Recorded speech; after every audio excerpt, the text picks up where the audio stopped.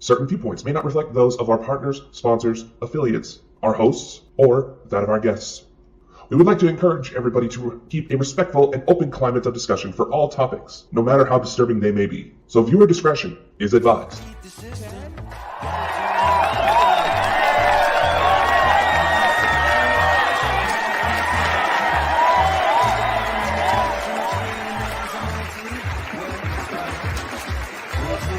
You know this world has gone insane. It is absolutely no secret. But tonight, Saturday night, you are about to experience the true measures of what that insanity can bring you. Tonight, you are about to see Ball and Bonkers, the one-of-a-kind show that delves deep into the world with no holds barred. Now, meet your hosts, Dakota Franson, specialist of the strange, and Crystal Mule, the UFO fanatic. Now, give it up, and let's see what these two idiots can bring you.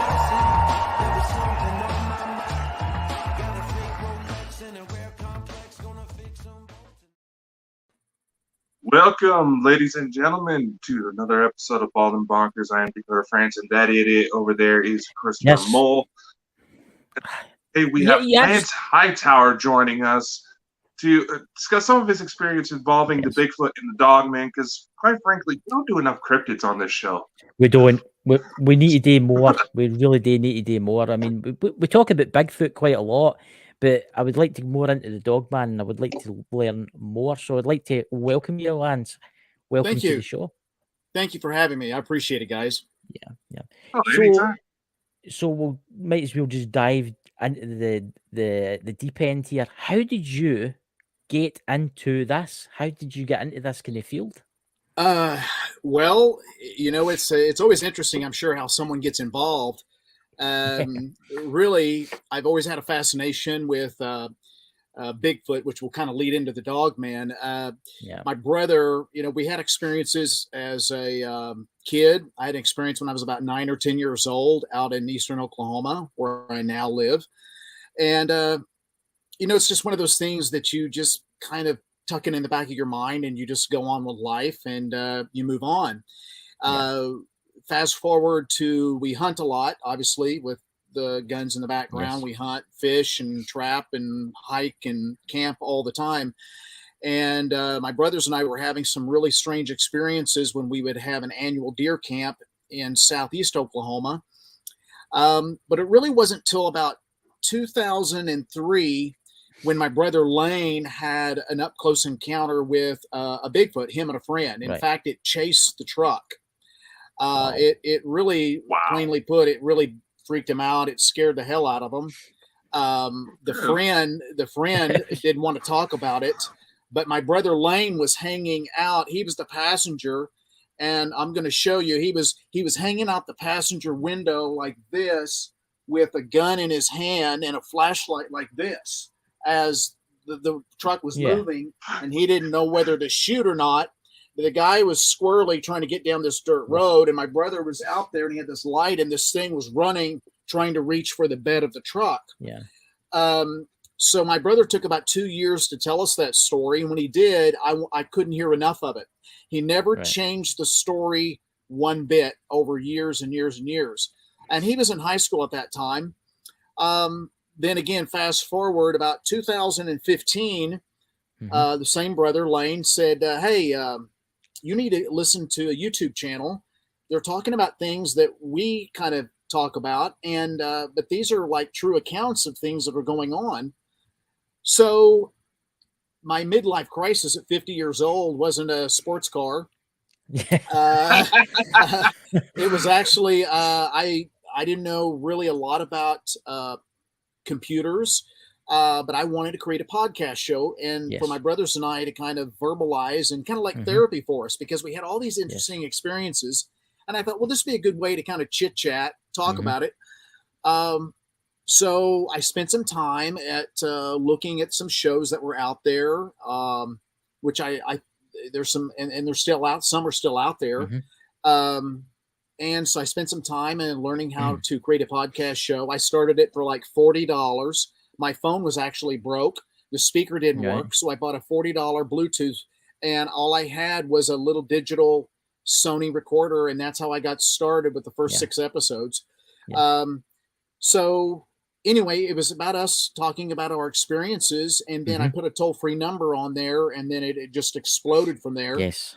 After about the first year, I started getting a lot of calls about this Dogman type creature.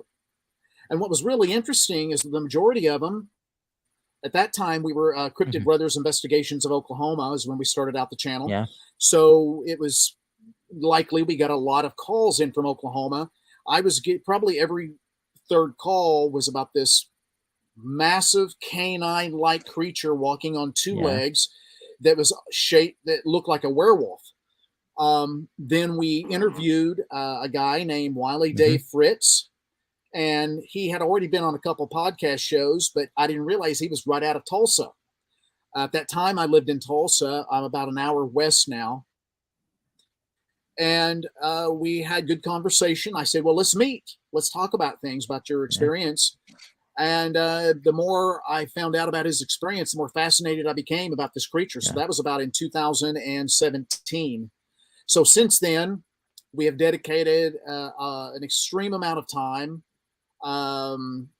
lots and lots of time in the field, questioning people, interviewing people.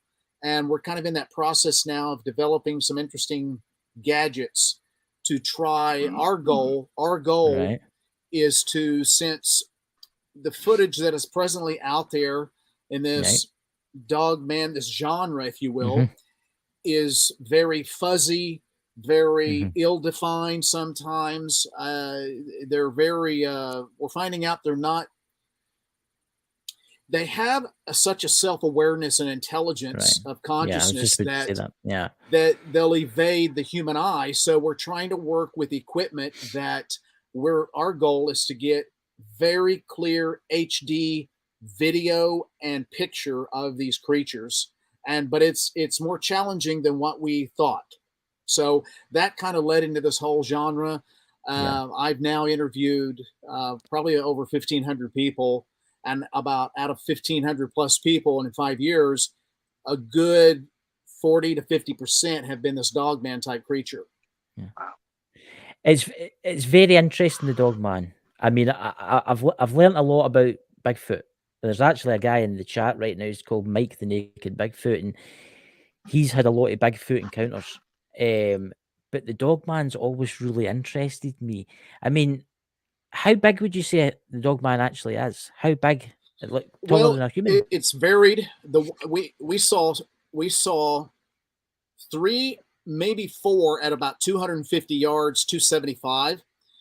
We knew that it was different what we were looking at. The scopes we use are a military grade scope with a mil-dot reticle. So at a distance, you can dope it in and you can see your relative height and width. And we knew the ryegrass in this blue stem area in Oklahoma, which is a natural wild grass, where we were walking, it was about to our waist. So it extended down into this valley area, and it was relatively open in this bottom, and then it hit a tree line, and we saw movement. And this was in western Oklahoma, by the way. This wasn't here where I live, although there's been many sightings where I live right now. But this was in western Oklahoma, out on what they call the Panhandle. And we could tell it was about 250, 275 on yardage, and we were actually in the mode of hunting coyotes. We had been hunting that morning, and this was about winter time, somewhere about 4 o'clock, which the sun starts to set quite about that time to 5 o'clock. And we caught movement. I caught black movement, and then we scoped it in, and there was about 3, possibly 4. And we could tell that there was one walking around that was kind of a gray color, that the stomach area was as high as my waist area. So we estimated that one was probably right at about the size that Wiley saw, which is about 500 pounds, 550 pounds. Now, there's been occasions where people have seen these creatures they estimated 250 pounds. Now, these are people, eyewitnesses, that when I do a little bit of background check of who they are, where they grew up, these are people typically that live in the countryside. Yeah. They have cattle, they have sheep, they have horses, they have calves. So they know relative sizes of livestock and their animals. So when they have closer encounters, much closer than I had, and I'll always say, what's the estimation? They'll say anywhere over the years, it's been 250 pounds on up to 800 pounds. So I think it varies per region of the country. It varies per what the main food availability is. I think obviously the more protein you can have, there's an unlimited size, I'm sure, based on the genetics and again, the region and breeding and everything else. Would you say they target farms for the cows, the cattle? Yeah, sure. There's a couple places that are cattle ranches or livestock ranches in which that's just basically where cattlemen and farmers bring in their livestock to fatten up. Yeah. And then they'll take them off to the sale. Well, there's plenty of these places in Oklahoma, but also very, very numerous in Texas. And one of the places in Texas, I had a young man was pretty smart about this. He knew that he'd been paying attention. There was a lot of pets missing. And he noticed that around the same time every day that there was like this evening bark that started around the town, and he could hear this bark. It was always about the same time. And so he postulated that there's got to be something on the prowl taking these pets. So him and a buddy formulated a plan, and he says, you know what? I think I know where this thing's living. So of all places, he goes down into this ravine off the side of a public golf course. Right. And he did his homework. Now, mind you, not too far away is a very, very, very large cattle operation. Right. Very large, with thousands of cattle. And in cattle operations, maybe like sheep operations, I can only think possibly that you're going to have cattle die naturally for whatever reasons. And so when they die, they call them carcasses. And when they're living, they're just livestock. So every day they do a livestock count, and he's got a brother-in-law that worked at this place. And they notice that when someone goes through in the morning and does a count on the carcasses, they'll say, well, we got 15 carcasses you guys need to pick up. So his brother was one of those guys that was picking up the carcasses, and they'd load them up with a crane and put them in a truck. Yeah. But they noticed when he was going around that they'd only get like 8 or 9. He said, I thought you guys said there was 15. And this happened about frequently. So getting back to the first guy, he went down in this ravine, and he thought, okay, they're taking pets and there's something out there taking carcasses. Me and this guy are going to hunt this thing down. So he had a firearm pretty much like that one back there on the wall, except it had a drum, not a magazine. He had a drum, and that's what I'm talking. Scene from Predator. Yes. So he told his buddy, he said, I want you to get up on the high ground. And he had a walkie-talkie. He says, when I say when, I want you to throw rocks in this bottom, but don't hit me. Throw them out in front. So he got down this bottom, and his friend was up top. And he said, go ahead, start throwing. So he's throwing these rocks off down in this. And they did it early, not at the typical hour that they would hear the dogs bark. They did it an hour ahead of time. So whatever it was bedding down, they would catch in the bedding. So he said, go ahead and throw the rocks. So he started throwing the rocks. And when he threw the rocks, he saw something get up and rustling through the bushes. So he got ready, and he was in this open area, and the wind was in his favor, which was important here. Yes. And so this thing, he said, it got up, it was black, and it was just kind of sneaking through these saplings about so big and this undergrowth. And then it came out right where he was at, and he had his firearm right at it. He said he thought he was going to see a panther, like a large cat. Yeah. But what he was staring at eye to eye, he said he's 5'8". He's 5'8". Wow.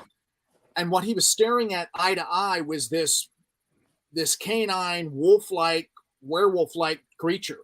It had massive amber eyes, about so far apart. He said its ears were pointed, and it was all black, and it had the most piercing amber, deep amber eyes you can. They're mesmerizing, and it just. He was only like 15 feet away, something like that. 15, 20, 15 yards possibly is what he said. I think it was about 15. He said, right out in the open, there he is. He's staring at this thing. And what was really interesting, I said, well, what happened? He said, this thing I could tell was thinking. It was looking at my gun. It was looking at me, and it was looking around. It was looking at me. I was looking at my gun, looking up and down. He said, I could tell it was thinking. And I said, did its ears lay back like it was going to charge? He said, no. It looked at me like it had these eyes like, you got me. You got me. Mm-hmm. Go ahead and shoot. You got me. You got me. And so he had his gun up, and it did not seem to be aggressive. So he just started letting his gun down slowly. And as he let the gun down, it started to back up, and then it turned and just walked off. That is very interesting. I mean, that is actually... That's scary. While he was upright on all fours, it was... and he has 4... I think we're having some internet issues here. Yeah. You're breaking up, Lance. You're breaking up slightly for us.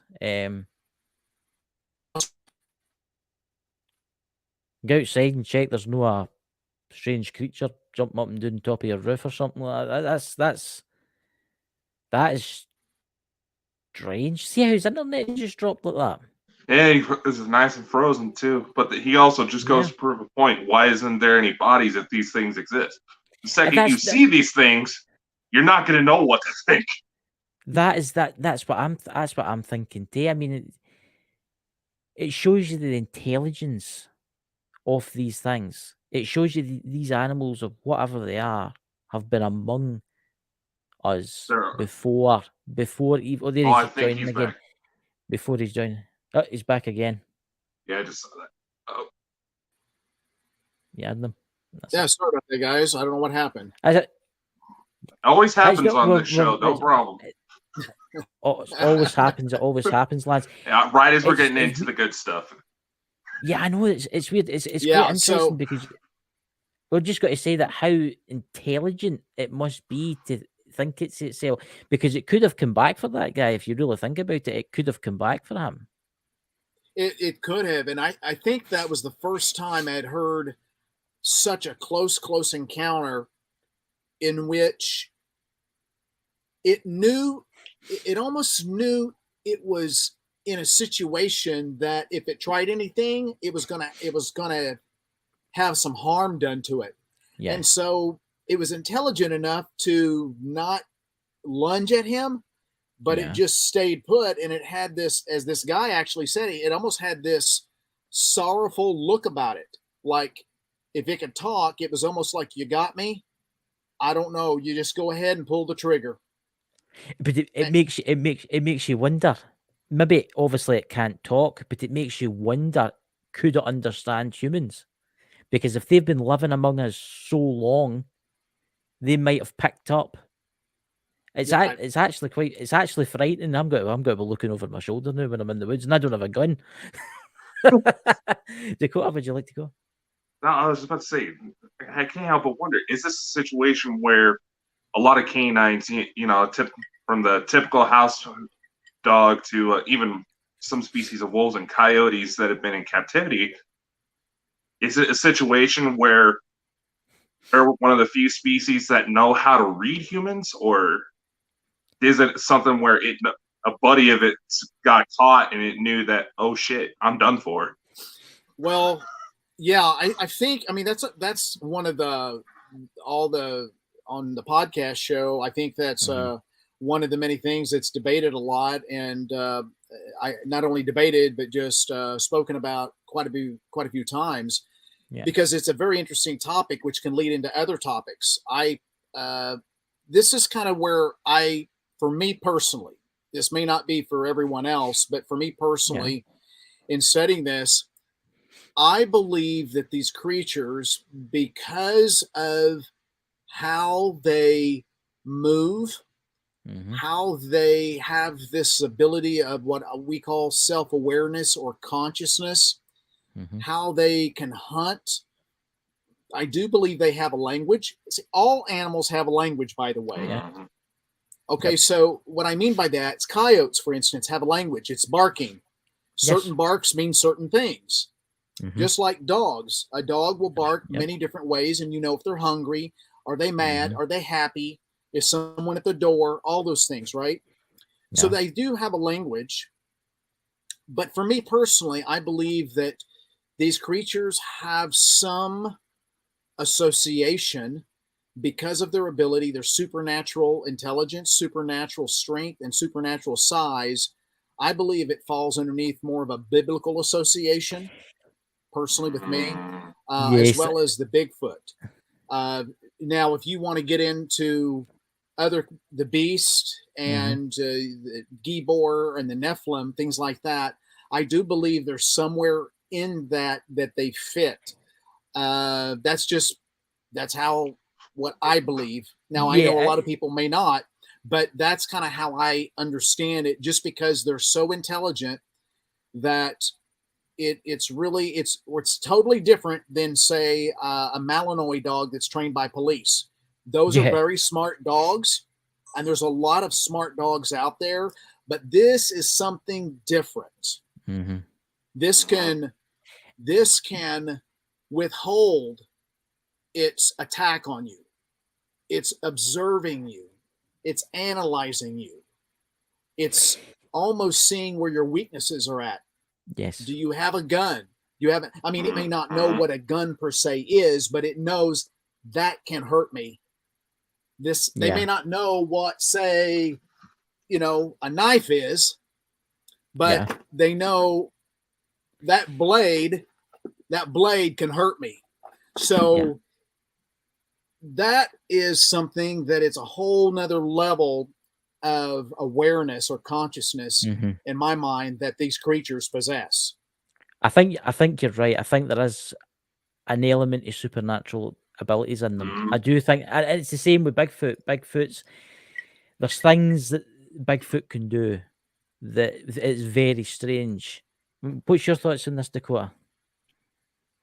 It actually kind of reminds me, there's a gentleman I was talking to.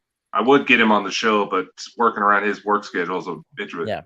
One of his theories was that the Dogman, and I would actually like to get your thoughts on this, Lance, but the Dogman may actually have some sort of ties to the Egyptian god Anubis due to some of the sightings around like graveyards and things like that. Yeah, that gets into some conversation, actually, my brother Bill and I had this week. We watch a lot of different... I think to understand these creatures, you can't just think linear.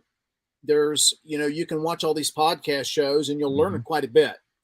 But I think you need to go outside and learn about different things in order to kind of tie everything in. And what I mean by that is that it's very interesting how I just played a show on my podcast that had a young man at a cemetery, a gravesite, and that there tends to be an association or a harboring of these creatures in and around those areas. So initially you could say, oh, evil begets evil, and all this. But really, I think if you get down to it, I think there is if you get to why they're maybe gravitating to these areas, it has to do with energy levels. When things are at a lower vibration, lower energy level, or a lower conscious level, it tends to be associated more with bad feelings, sorrow, evil, satanistic type of satanic type of evil, and just a lower vibration frequency. Whereas higher vibrational frequencies tend to be associated with happiness, positive outlook, feeling good. Classical music is a very high level vibrational frequency. So this is why actually studies have shown that plants and people feel better around classical music. Yes. It's just a good energy for the soul, if you will. Yeah. So I think there's some association with these creatures and lower vibrational where they tend to hang out in these areas. I'm not saying all cemeteries are that way, by the way. I'm just saying that maybe certain ones are and many others are not. I mean, that's kind of how I understand it. I mean, here I'm thinking about something here. I mean, do you think there's any similarities with the skinwalkers?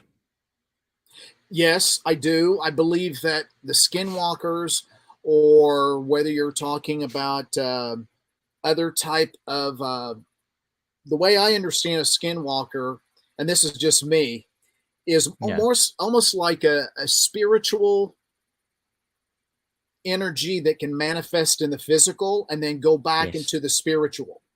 Yes. And I know when people hear this, it's going to be like, well, way out there, Lance, No.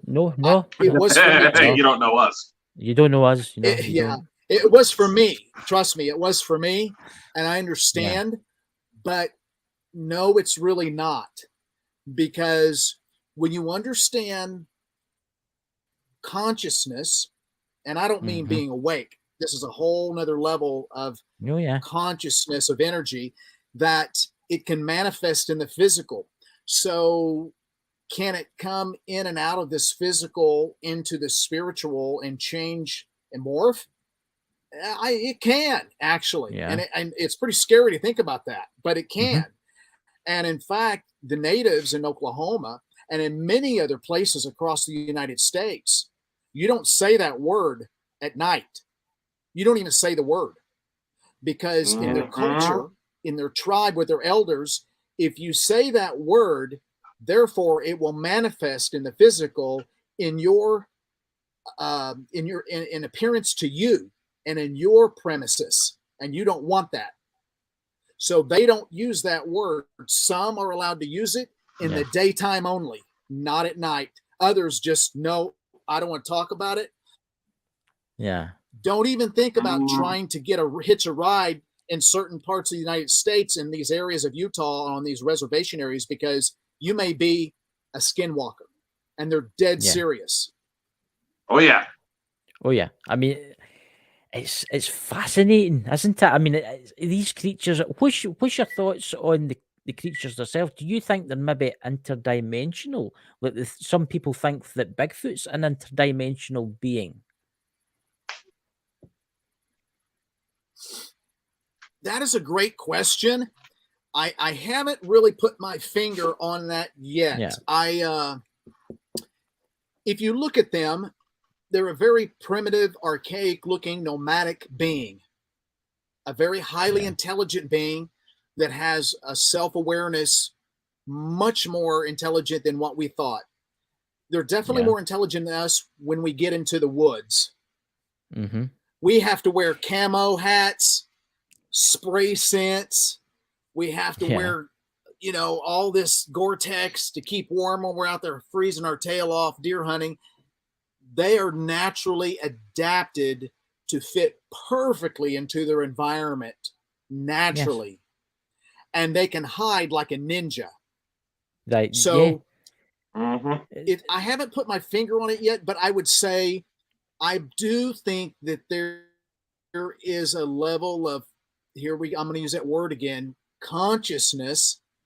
Yes. That they can use this to gain insight into us. In other words, this guy is scared. He's scared. I can sense it. So I'm going to frighten him away from the property even more. He doesn't need to be here. He's too close to me. So they'll come out and reveal themselves. I do think that they can feel the vibrational energy off of you. And in fact, and I think we're there's about to clothing that can prevent that. Believe it or not, it's hunting clothing for deer, but some guys are using it for investigation out in the field. But I didn't ask You're breaking up, Lance. I'm afraid you're breaking Answer up. Question, because that's a hard one. I haven't really concluded that, but it's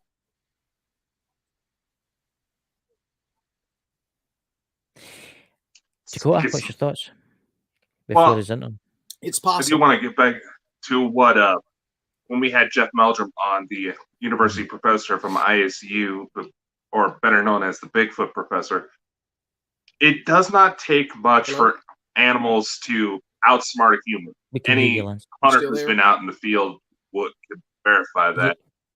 I think he's lost his. Can you hear his, Lance?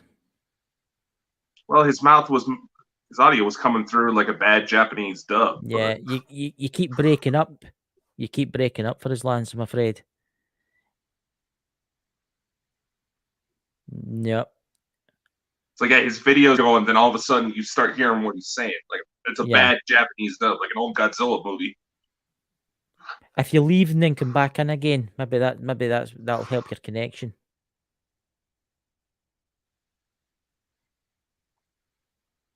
Strange things are afoot, Dakota. See, this always happens to us, isn't it? See, once again, we're getting right down into the good stuff, and something happens.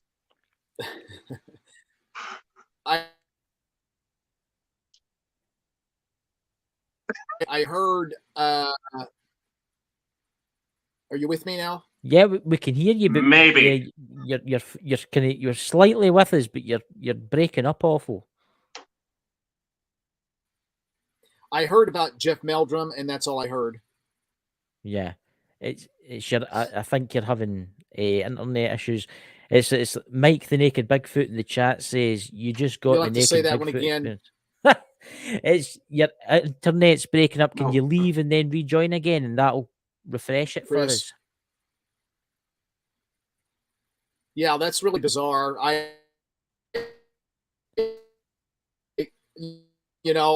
This is really interesting. Can you guys hear me?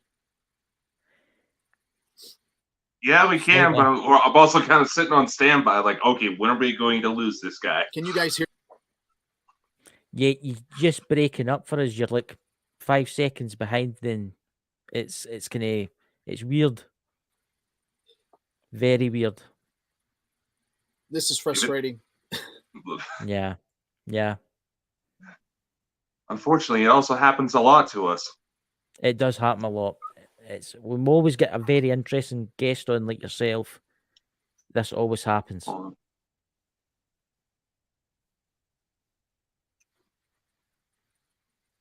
It's as if he's just froze.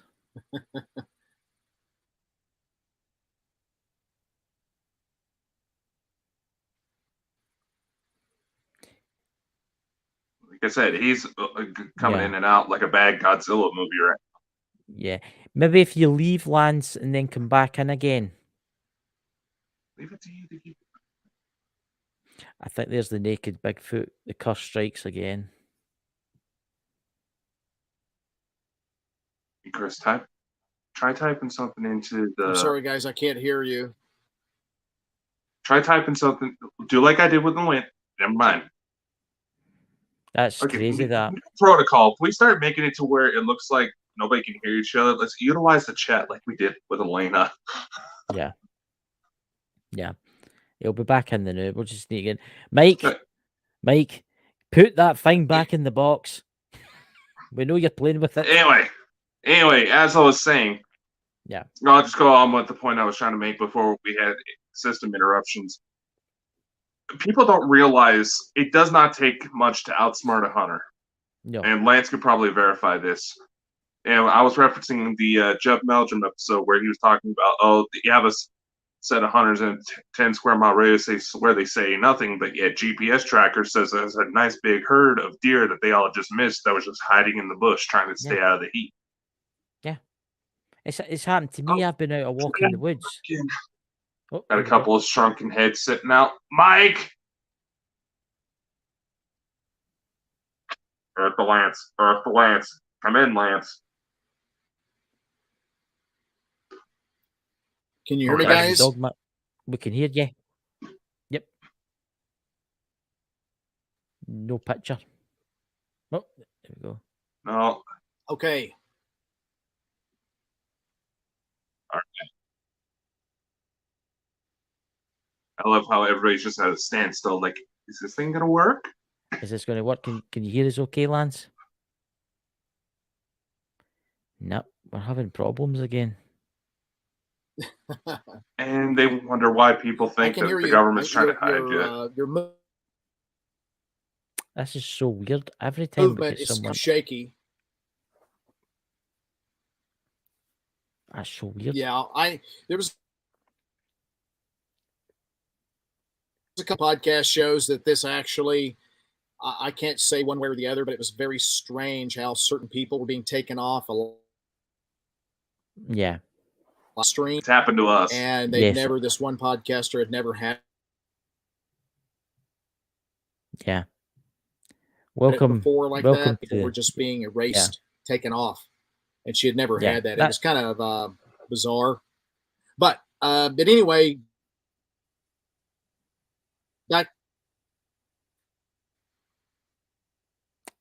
it doesn't surprise me. And that's a whole nother. That is weird.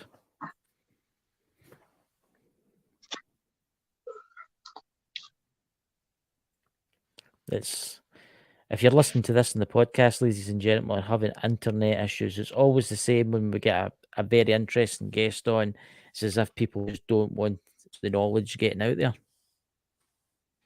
which is a shame. And it's sad, you know.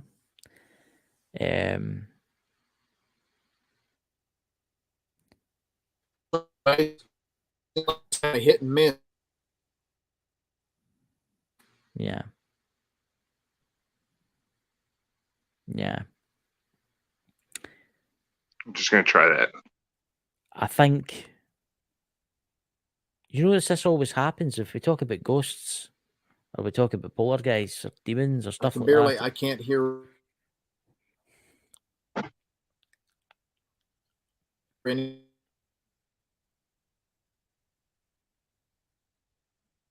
Yeah, I think StreamYards is having problems.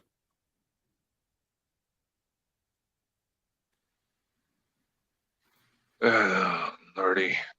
It's always the same, you know. There. Really? Dear God.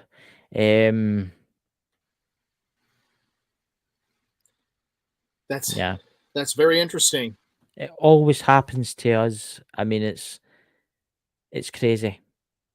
Usually when we get on the topic of aliens. But... If we need to schedule another time, I don't mind. You want to schedule another time and just keep talking about this tonight? Yeah, we can reschedule to try to hopefully better internet by then. Yeah. Okay, can you hear me? Nope.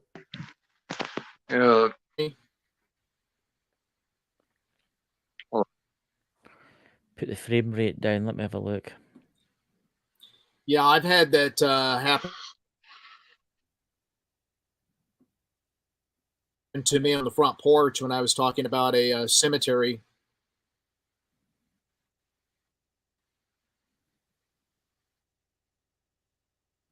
I put the frame rate down to try and help. Yeah, and if you guys want, because I know Saturdays people are inundated on the internet sometimes, especially in my area. So if you want to do a weekday, that's fine. Yep. Yeah, we could do that, no problem. Yeah, definitely. We can do a weekday if you guys would prefer. Sure. When works for you? If it works out better for you. Yep. Yeah, we can do that. We'll contact you. Thank you, by the way. We'll have to go and find the government that's doing that. You know, the joyful times.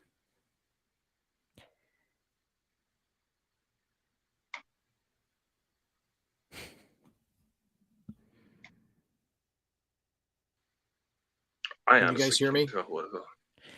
You're breaking up really bad for us, Lance.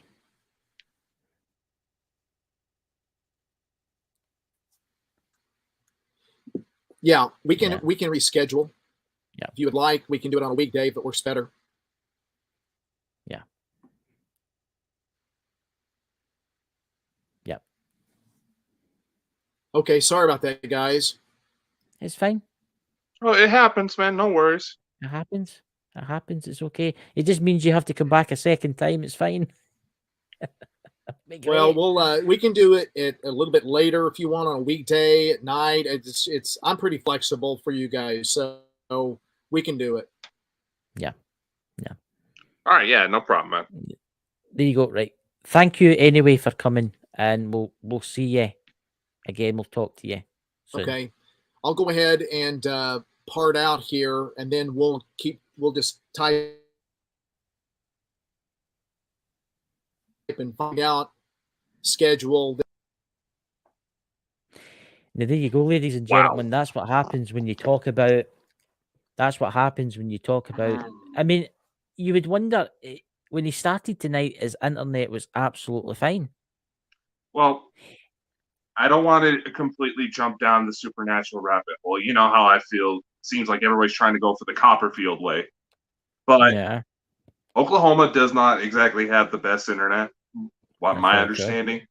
That's very true. I hear. So you can't go completely. It's just, I can't help but find it funny that right as we're getting into the good stuff, that's when we're starting to break up. I noticed when he left and then come back in, his internet was perfect.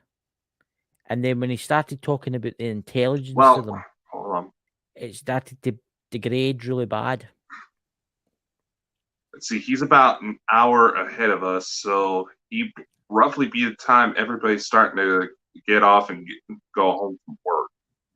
His time, so he's about an hour ahead of me. So we've got about 20 minutes left of the show. Yeah. Do you want to jump in, Mike?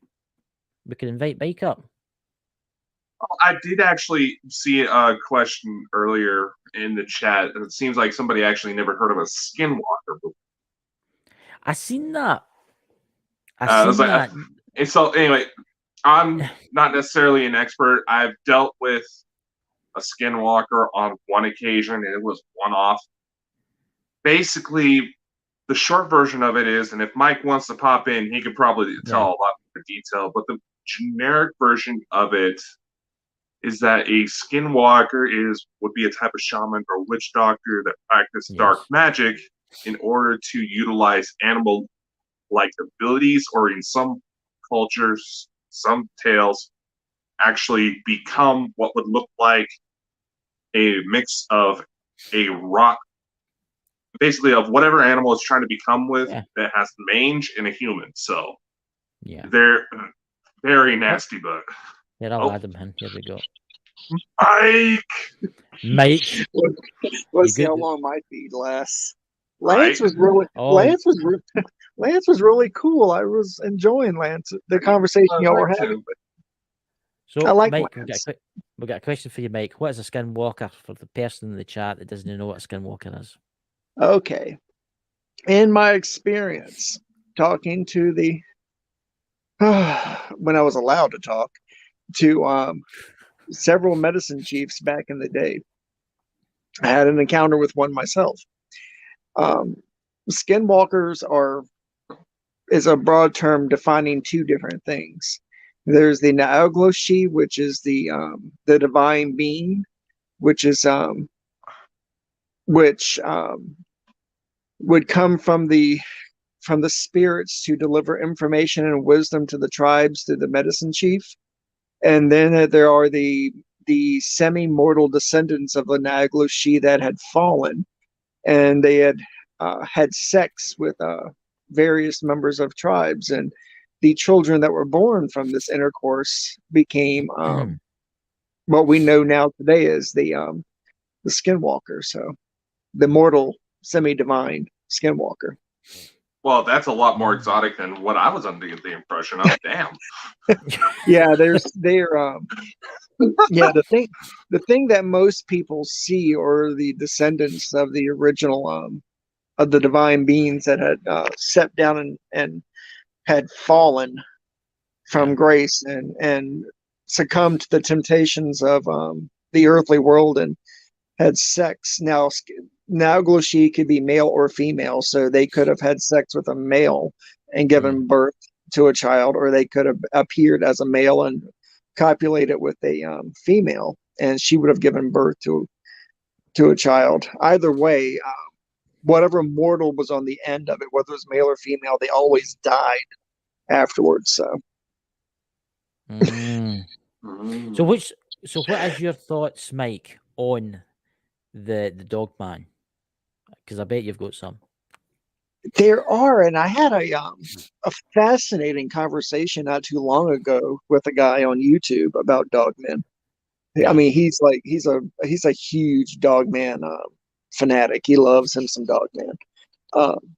And I had an opportunity to talk to him about Dogman. We got into a really fun conversation that went all over the place. But what I essentially believe what a Dogman is, it's one or two things. A Dogman. And I've talked about it before, both on my show and other people's shows as well, that Dogmen, I think, are one or two things. They're either a descendant of a species that evolved alongside men, but they evolved in a spiritual sense alongside men, and they're able to shift between what we call a Dogman and an actual wolf. Right. And then there's the other theory that I had with Dogmen, which I believe that theory more than anything else. Right. Well, I have a bad feeling.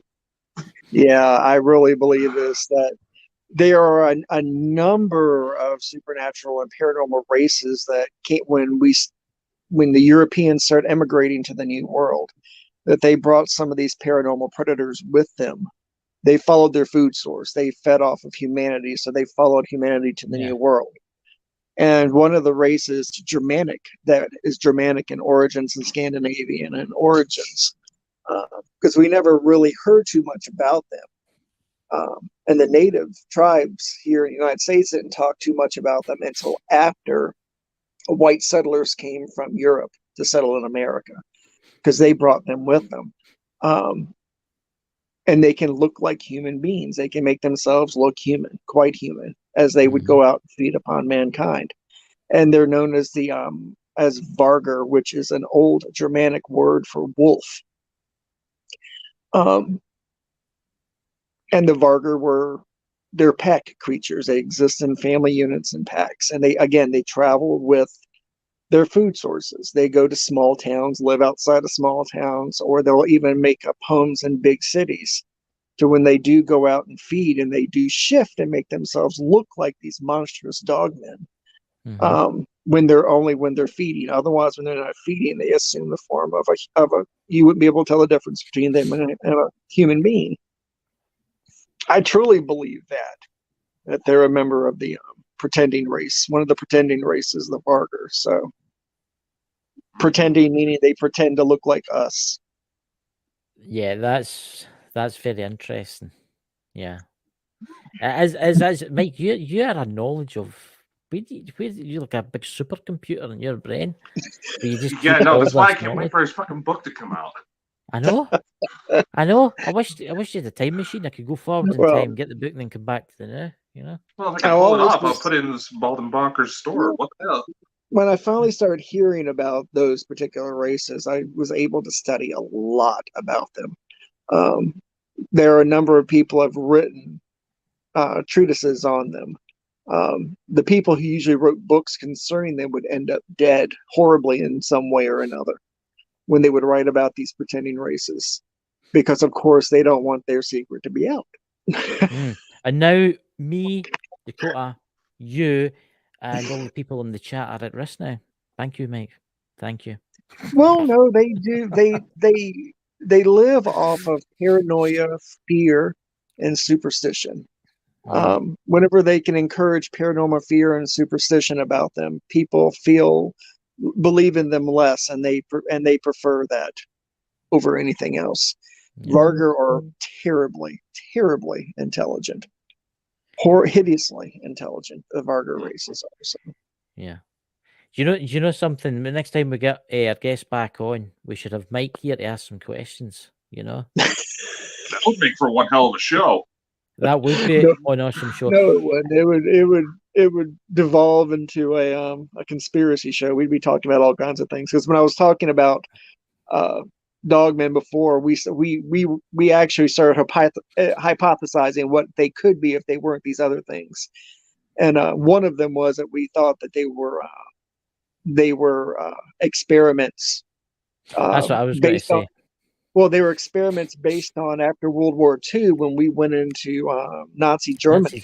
Mm-hmm. That we collected all kinds of information, scientific information about their eugenics and crossbreeding experiments trying to make super soldiers. And one of the things they did was trying to make wolf soldiers and cross animals with people to make animal soldiers, to make these super soldiers. And maybe our government brought that information back. And I mean, our government has done eugenics experiments here in the United States. I mean, we have the we have them where they went through a lot of the mountain country and hill country in different states, and they went through and they sterilized entire families so they wouldn't be able to breed for various and sundry reasons. We're a lot as a country a lot sneakier about it. Oh yeah, we did an underground bunker like. Yeah, one of my thoughts was that maybe that was part of one of their experiments, and the descendants of those experiments are these dogmen that we see.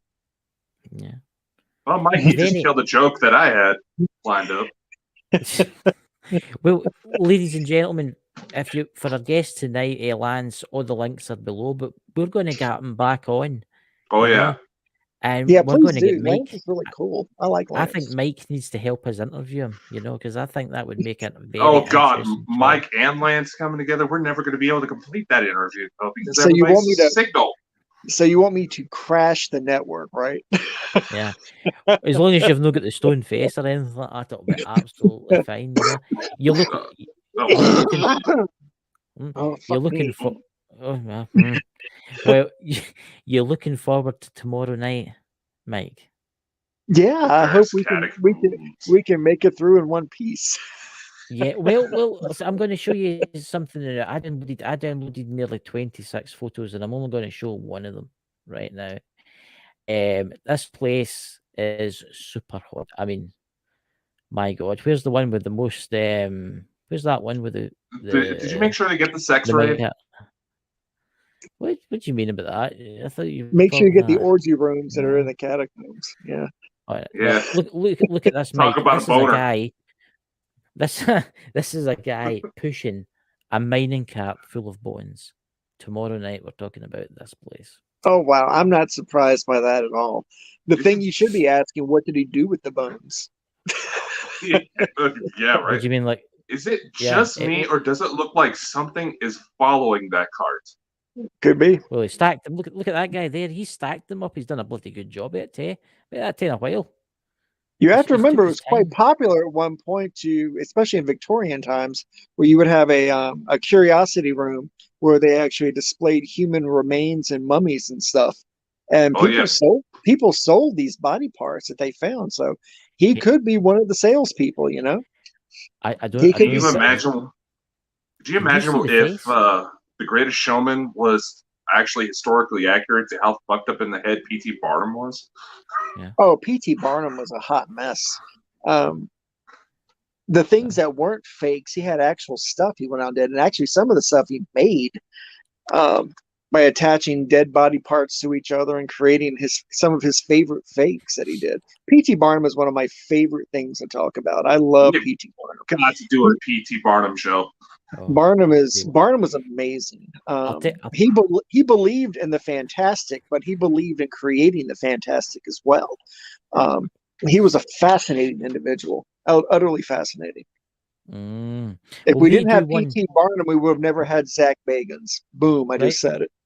Very true. Oh, very true. Zach Bagans, if you're watching this show, Zach Bagans, Mike the Naked Bigfoot wants to come and visit your museum. Could you please send him a couple of free tickets? He wants to talk to you in person and tell you all about what he thinks about your museum.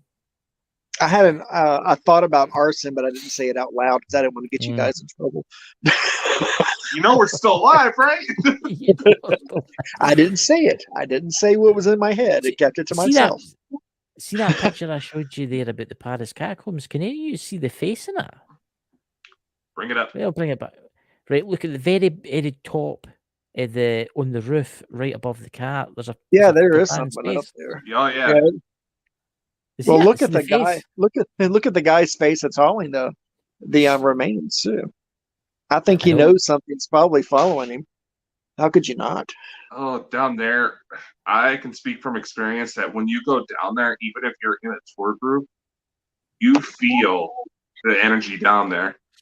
I personally think you and Mike should go down into the Paris catacombs, and it could be a Baldwin Bonkers exploration. I'm too big. I'm afraid to fit down through the hatch. I'll stay up the top at the cafes eating croissants and stuff like that. But don't you worry. If I hear you screaming, I'll phone the police. Now we have here around the Appalachian Mountains, we have a number of cursed mountain ranges and cursed caves as well. So a lot of these caves were used by moonshiners. Yeah. To hide their stuff in and also cook in, but a lot of bad stuff happened in those cave systems around here too. So I should probably do a show on caves. You should. I think Mike, you could fill the internet up with the amount of stories you can tell. My God, because I've been to a lot of the cave systems around here, and some of them are absolutely terrifying to go into. There's a howling cave right outside of Knoxville. That near the Great Smokies, and when you go in there, it sounds like when you're by yourself, especially, it sounds like somebody is screaming the entire time you're in there. And apparently somebody went in there.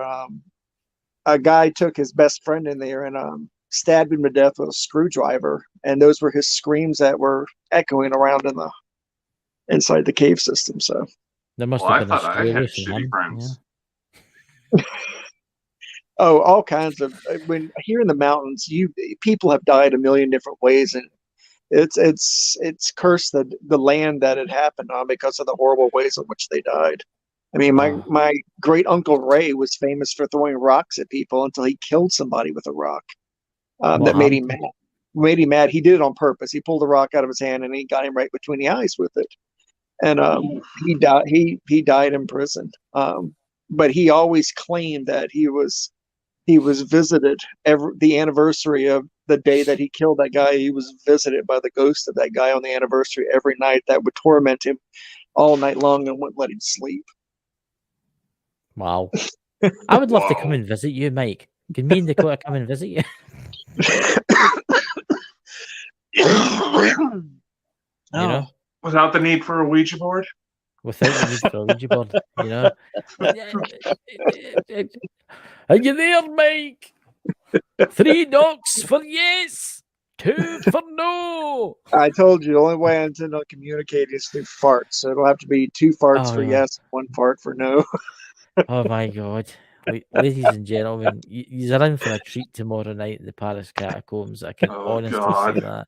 It'll be fun. It'll be fun. We will reschedule a show with Lance, it's a shame, but all his links are below. Please. Yeah, I love Lance. Lance needs to come back on. Lance was my video was dragging, so I caught him when he started talking about the stuff in that little ditchy pit thing where something was living in there. I heard stories like that when I was in Oklahoma about shit that lived under and around some of the hills there. So, Chris, did you just see the glowing eyes behind Mike? Huh? There was glowing eyes behind Mike. But one of his cats or something. No, cats. Or I'm something. all alone. I'm all alone. Well, I'm never alone. Spiritually, I'm never alone, but I am mortally alone right now. Yeah. No cats. The cat. No, the cats are downstairs fucking around right now, tearing up shit. They've been on the tear all day today, so. Your cats are being crazy too. They're sensing something. They're sensing a presence with Mike. You know. Ooh. Yeah, Gozer's been ripping all hell apart. She's been living up to her name that Siamese cat has. You named your cat Gozer. Yeah, her name is Gozer. Is that that's Ghost? What do you call it? Ghostbusters. That's from Ghost. Yeah, some Ghostbusters. You should have seen the vets when they found out what her name was. They said her name is Gozer. I said, yeah. And then when I went back to pick her up from the vets, that she had clawed them and bit them all to pieces. And they said, we know why you call her Gozer. She ripped the vet a new asshole. And all of this, she went through 3 different vet techs until they finally got her under control. You should have walked into the room and went, I am the gatekeeper. Oh shit! She's. I am the key master. She loves me. She bites and kills anybody else around me. But whenever she gets in trouble, she comes running to me and jumps on me to protect her. So. Oh God. Oh. She's Daddy's little Hellcat. So. Oh my God. Oh. Sounds like someone I know. So, for those of you who don't know, I got my cat right there. Yeah, Siamese cats are fucked in the head, and she's truly fucked in the head. Yeah. You've got me looking behind Mike. I'm trying to know the different positions to see any glowing eyes, You want to get Mike in a position. Got it. Wow. It's some that's want to go into the Paris catacombs and have a good time, But you can take them. Last time I had a good time in Paris, she contacted me about 3 months later saying she may be pregnant. Oh well. I was very careful about my procreation habits back in the day, so. It was a false alarm, but yeah. very careful. At least she was a good-looking woman, so I had that comfort. We don't want too many Mike the Naked Bigfoot's little ones running about out there. Oh, God, no. Having 2 is bad enough. Can you imagine that? Can you imagine that there might be out there, Mike, throughout the land of the United States, there might be hundreds of little Mikes? Well, remember, we were speculating that because our friend AJ and Mike look an awful lot alike. I noticed that. I know. I've been told in several states that they've seen me in other places, and I'm like, no. Number 1, we've never met. Number 2, I've never been to these other locations. So, I'm having a doppelganger thing happening, which is a possibility, supernaturally speaking, or there's some kind of weird bilocation thing going on. So, I don't know. Yeah, that's up. Either that or it's part of a government experiment where they cloned me, and they've got me planted all over the country. Oh, I feel sorry for whoever had to carry my clones. Oh my God. Well, ladies and gentlemen, thank you for coming tonight. We will reschedule the show soon. Please check out the links below. And check out Mike's links too, because his channel's awesome. He does amazing videos, especially stone faces. Let's get Mike some more views before he tries to take down his channel. Aye, he's not going to. I got at least 2 more shows coming up, so at least 2 more. Mike, I want to see the future in 1,000 years from now that somebody will find this tablet like a computer core. And you will appear on it, and they'll be like, "Oh my God, who is that?" Last moments of the apocalypse, and the last thing they're watching is Mike. What time well wasted. And if you want to check out a video for Mike's, ladies and gentlemen, in the podcast world in the future, if you want to check out a video of Mike's, I recommend Sex and the Paranormal. Sex and the Paranormal. It's very, very interesting, ladies and gentlemen. And you get ticked off every time I talk about starting to sell sex toys in the fucking store. You're into that kind of stuff, aren't you? Like big giant Bigfoot, inflatable Bigfoots and stuff like that. They do make Dogman doggy style.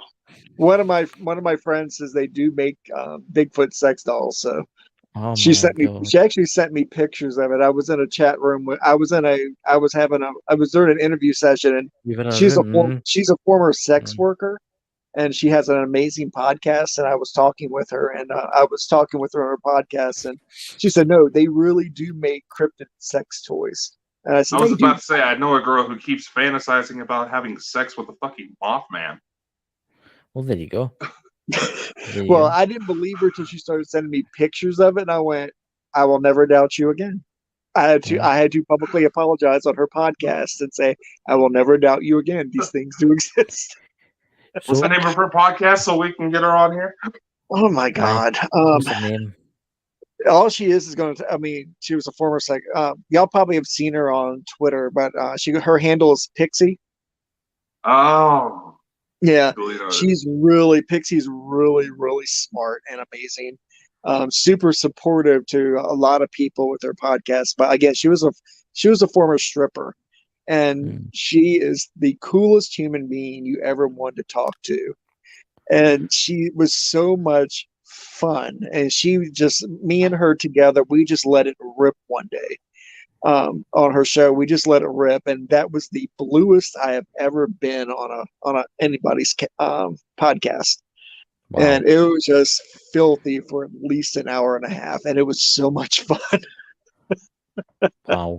I need to go and listen to that. I need to go and find that. She's one of the best people out there when it comes to, if you ever need advice on doing a podcast or doing anything. The woman she's just absolutely amazing, and again, super supportive, very empowering, gives advice to so many great people out there to help them become great. And I always enjoy talking with her because she's super funny and, again, incredibly smart. Do you know something? She doesn't mind my filthy mouth either. We need to arrange a special show. We need a special show. Dude, that's gonna have to be rated. That's gonna have to be rated R very easy. No, she can talk non-blue. You have to do 50 and over. No, she can talk. She can talk non-blue, but it's more fun when you can talk with all barriers down. She passes no judgment. Well, you know. Some of the strippers I knew were pretty cool people. So, all right. So she's amazing. Ladies and gentlemen, you've learned to learn two things tonight. Mike knows a stripper, and so does Dakota. I know like 20, so. Yeah. And I wasn't a bouncer. Always wanted to be, but anyway. But anyway, ladies and gentlemen, remember, pop in for tomorrow night as we're talking about the Paris catacombs. Be a lot of fun. And Mike's going an expedition down into the darkness below. You know, we got to live with Mike like an honorary member of all the Bonkers. He's come on our show so much. Do you know? Look at this. Look at this. Right, this is a picture. Right, the catacombs. Somebody gets stuck in the catacombs. Right, Mike. This has got to be Dakota. Just like Winnie the Pooh. Oh, bother. Just like Winnie the Pooh. I mean, seriously, can you imagine doing a pipe like that and then not getting back out again? Can you imagine how terrifying that would be? Dude, I would get so claustrophobic that I would chew my arms off to get out of there.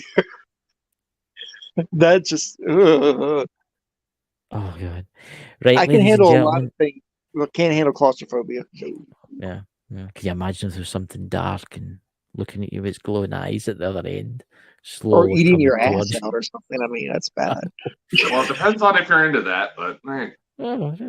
So, ladies and gentlemen, we'll catch you all later, and we'll play the Bald and Bunker credits now. So, I know. Yeah, let's roll out the credits before we get too down. I'll talk to you next. So what? The glory hole. Well, why is it not playing? Chris, you're supposed to be handling this, so I don't have to finger myself. Take it away and I'll do it. God's sake. 1,